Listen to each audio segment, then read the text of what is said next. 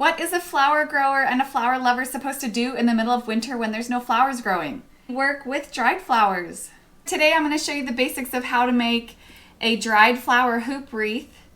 I'm going to show you some of my favorite flowers to grow that are easy to dry and use in projects like this.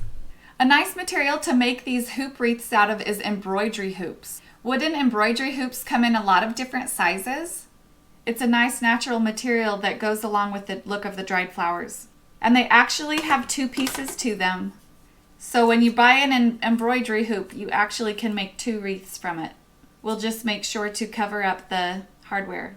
So some other supplies that you're going to need for this project are floral paddle wire, a hot glue gun and some glue sticks. This is the fastest material to work with.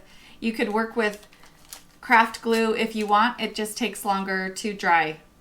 It'll be helpful if you have some nippers or some scissors to cut your dried flower and other materials with. And last but not least, you need some dried flowers. The first flower that you're probably already familiar with is called statice. Statice is very common in grocery store bouquets. I think one of the reasons why is because it looks good even when it's not fresh. That's one of the things that makes it good for drying, is that it holds its shape and its color really well. Statice is really easy to grow. It's one of my first seedlings to pop up, and it's very hardy, so you can get it started really early in the spring and might even be able to get it to overwinter where you live. Another fun flower to dry is globe amaranth or gomphrena. My favorite stage is when it's in these almost perfectly round blossoms, why it gets the name of globe amaranth.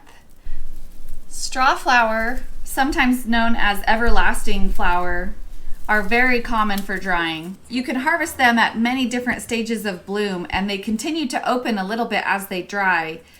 Straw flowers are interesting because sometimes when the front of the flower is a little over open, the back of the flower has a really interesting look and can be used as well. They call them straw flower because of the way that the petals almost feel like straw, and you can hear this sound as I manipulate it. How papery. Technically, these aren't a cut flower, they are a grass. But these little bunny tails are so much fun in dried flower arrangements that you should definitely give them a try. Celosia is easy to dry. Celosia dries well and has a lot of bright colors that show up even after drying.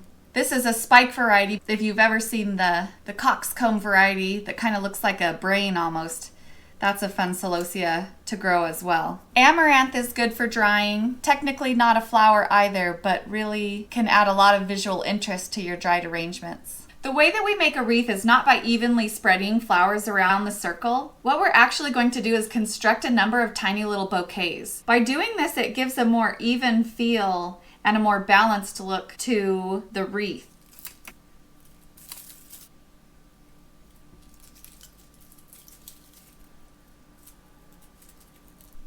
Once I've created a little bouquet or a little bundle, I'm going to glue it onto the frame. If you want to, you could wire this together first. I have one of my straw flowers is wired here. I made a U out of the wire and pressed it through the center and then have twisted it on the back side. This will make it really easy. I'm going to go ahead and wrap that around the stems of this little bundle first, and then I'm going to glue this onto the bamboo hoop. So then I'm going to keep making these little bundles of flowers.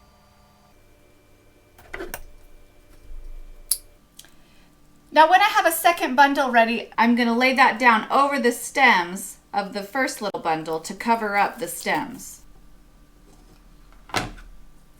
After I do two in the first direction, and I'm going to go about a third of the way around the hoop, I'm going to place the next one with the stems going the opposite direction so that the stems are pointing back towards the first two bundles.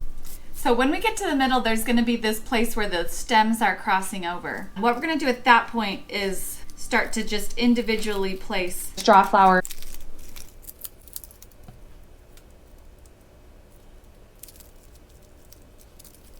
So for this one, I'm going to use the back of this straw flower. I really like the look of this, and it brings the yellow and the burgundy together. This one doesn't have a stem, So what I'm going to do is I'm going to glue it to the stem of another flower.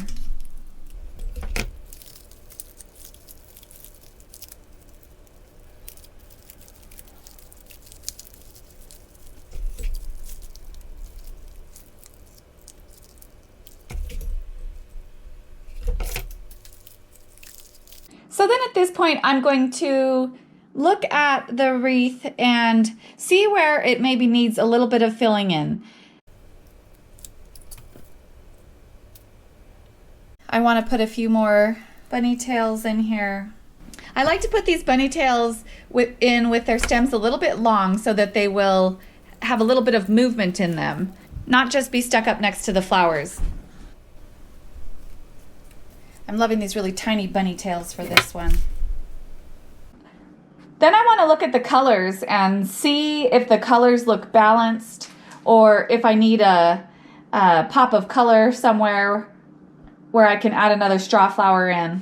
Once you're all done, there's a couple different ways that you can hang your wreath. One way is to hang it with the floral swag down on the bottom or over the top. Another way to hang it is to have the flowers off to one side. If you like this video, check out my other video where I talk about 9 different self-seeding flowers to grow this year.